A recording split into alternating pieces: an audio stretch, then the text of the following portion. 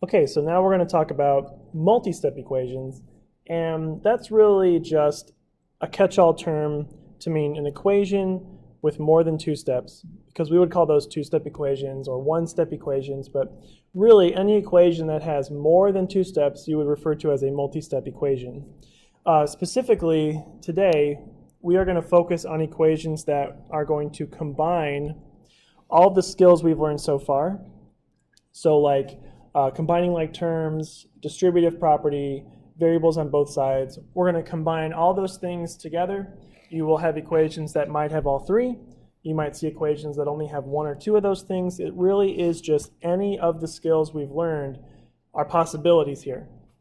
So this is really the end goal, right? This is what we've been working towards in all the lessons previous. Okay, so again, the goal though is the same, to get the variable by itself. And so let's look at the first example. Now here, example A, we have variables on both sides. We've got a 2x here and a 2x here. And so again, as we've learned, we want to eliminate that from one side. So let's go ahead and subtract 2x. And you can see right away that both of these things are going to cancel out. And this is sort of a special case. So you're left with 3 equals negative 7. Now, if both of your variables cancels out, that means one of two things. Okay, in this case, you can see that we have a statement that is false. It says 3 equals negative 7, and that is not true. Right? So if it's not true, this is no solution. Or if you like, NS for short. Okay, no solution. So what that means is there is no number that you can put in for x to make that equation true. There is no way to get a solution for this problem. So if your variable terms cancel out completely and you're left with a statement that is false, that's no solution. Okay, let's look at the next example. We have negative 5x plus 2 equals negative 5x plus 2. Well, right away you can see these are exactly the same on both sides. And if you do the step where we eliminate one of the variables from one of the sides, they're again going to both cancel out. But this time, what you have left is exactly the same. Positive 2 equals positive 2. And so here, since our statement that's left over is true, right, 2 does equal 2, this is an infinite solution.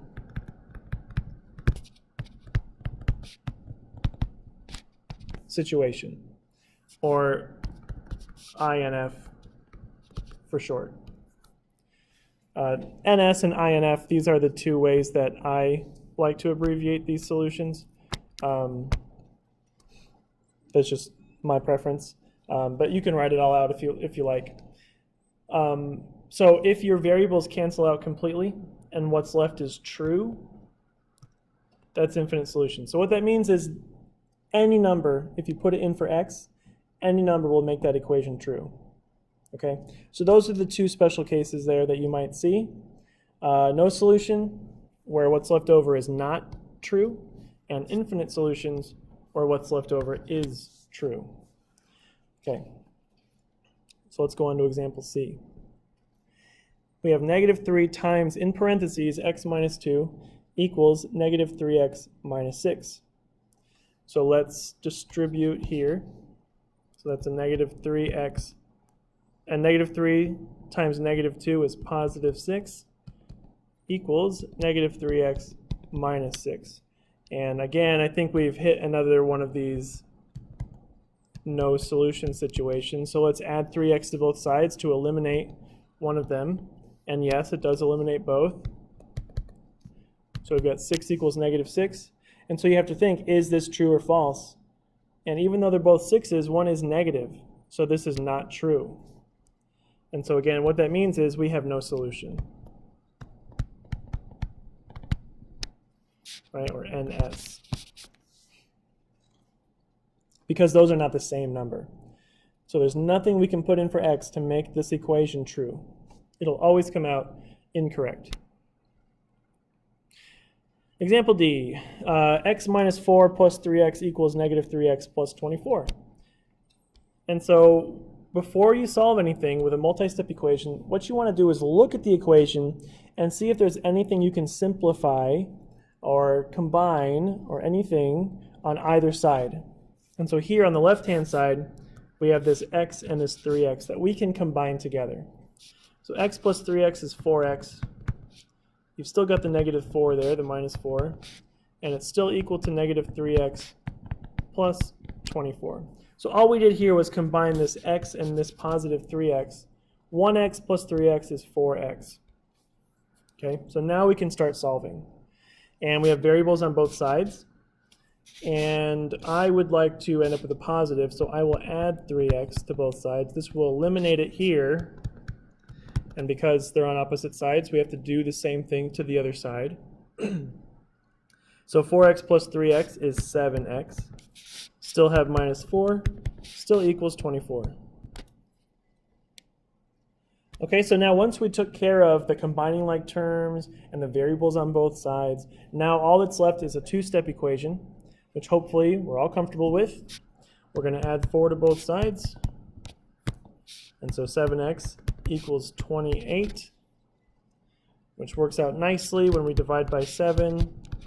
The answer here is 4. And again, you can plug this 4 up here into all these spots where x is to see if it makes the equation true. And it does, right? 4 minus 4 is 0, plus that's 12 is 12. And then you have negative 12 plus 24 is also 12. And so what we have is 12 equals 12, which is correct. So we know our answer is the right one. Always recommend you check your answer when you're done. Okay, example E. So right away, what should jump out at you here is we can distribute this negative 2. Make sure the negative stays on the 2. Make sure the negative stays on the 5. So negative 2 times x is negative 2x. Negative 2 times negative 5 is positive 10. And it's equal to this stuff over here. Now let's go ahead and look at this side as well to make sure there's nothing we can't simplify. And it looks like there is, right? We have 5x and negative 3x. So we can combine those two things as well. 5x minus 3x is 2x. And we have the plus 10. Now this is where it's important that you were careful before. So this 2 has a negative on it, this one does not. And so if you forgot the negative sign, you might say infinite solutions because they look the same, 2x plus 10, 2x plus 10. But this is a negative 2x, and so it is not the same.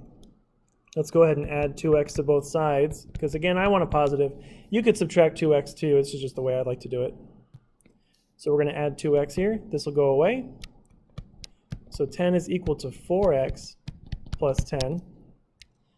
Let's subtract that 10 for our two-step equation, the first step. 10 minus 10 is 0 equals 4x. And sometimes it can be confusing when you see this. But just remember 0 is a number just like anything else. And when you divide by 4, x is going to equal 0. And you can test this out, just like before. Put in 0 for all the x's. Right, so 0 minus 5 is negative 5 times negative 2 is positive 10.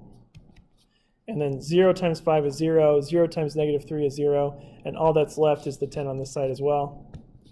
So we know the answer is correct. 10 equals 10. Again, I definitely recommend you check your answers after you do the problems. Okay, last example. Again, right away you should see this distributive sign, or distributive property. So that's 2x plus 10. 2 times 5 is 10. Still have plus 3x. Still equals negative x minus 8. Okay, so after you do that, you should still take a look and see, oh, is there anything I can combine? Well, on the left-hand side, we've got 2x plus 3x. That's a 5x. Still have plus 10. Still equals negative x minus 8. And again, take a look at the equation. Is there anything else? Oh, we've got variables on both sides. 5x here, negative x here. So I would like to add x to both sides, so 1x to get rid of this one. 5x plus 1x is 6x. Still plus 10, still equals negative 8. And now we are at a point where we can solve this two-step equation in a pretty straightforward way. So this first equation here is pretty complicated. There's a lot of stuff going on. Just look at each thing that you know how to do and do it, and then look for what's next. First distribute, and then we can see there's like terms we can combine, and then you have variables on both sides, and now it's a two-step equation. So even though the first equation was sort of challenging in appearance, once you start doing the individual steps, hopefully it becomes a little easier. Let's subtract 10 here. So 6x equals negative 18. Divide by 6 for our answer, which is negative 3. Okay, so there you have it. Just a few examples on multi-step equations. I'd say probably one of the more important things to take away from this lesson are the no solution and infinite solution examples, just so you're aware that that is a possibility. But be careful, those are only valid answers when your variables completely cancel out. Students often like to say a situation like this is no solution, when you have a 0 equal to a 4x or something, like this one. That is not no solution. That is a solution of 0. So be careful. You only get infinite or no solutions when your variables completely cancel each other out.